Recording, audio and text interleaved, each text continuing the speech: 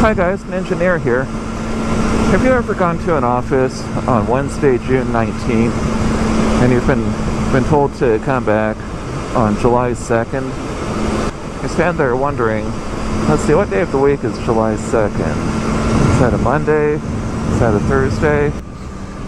I'll show you a little trick I use to figure it out. I'll make sure to post the video on November 33rd.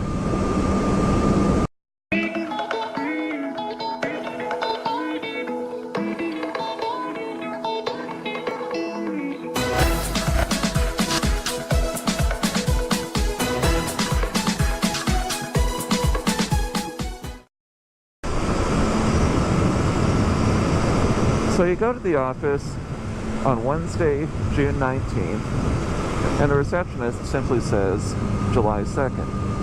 What day of the week is that? I just think of July as an extension of June.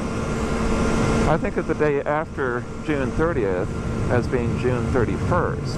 Even though the calendar says July 1st, I think of it mathematically as June 31st.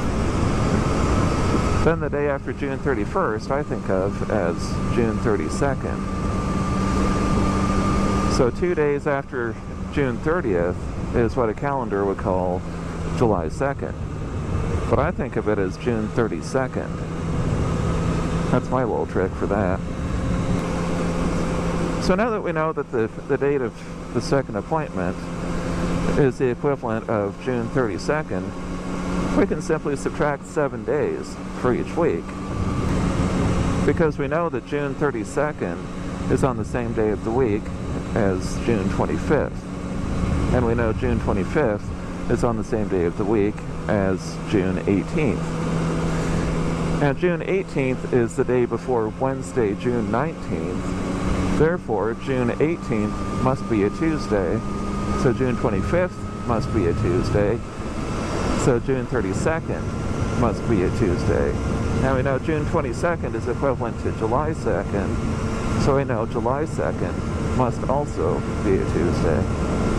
So when the receptionist says July 2nd, we know that that's a Tuesday. That works for skipping multiple months. So say it's Wednesday, June 19th, and the receptionist simply says September 4th. September is an extension of August.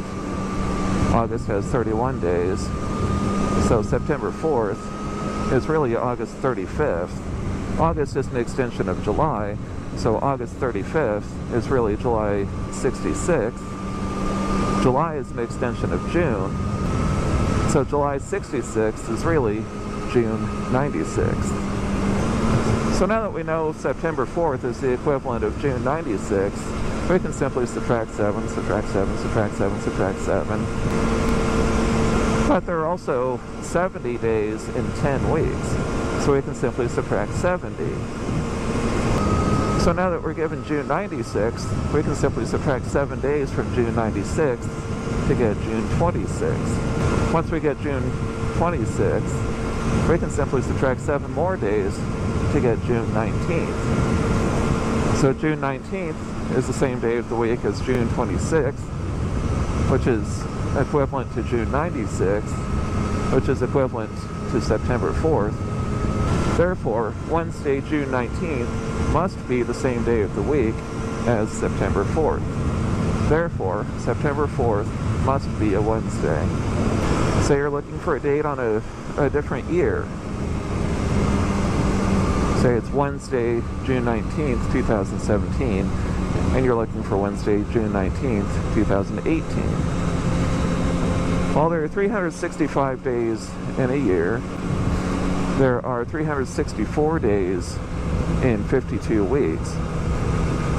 So that means that a non-leap year has 52 weeks plus 1 day.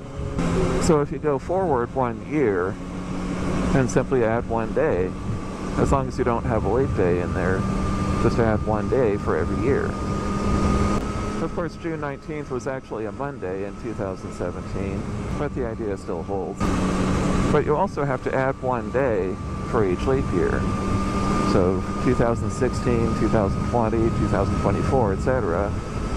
You have to add 1 day if you go to a future leap year. Leap years happen just about every 4 years, except we don't have a leap year on even 100 years that are not divisible by 400. So, for example, 1700, the year 1700 was not a leap year. 1800 was not a leap year. 1900 was not a leap year. But 2000 was a leap year. 2100 will not be a leap year. 2200 will not be a leap year, etc.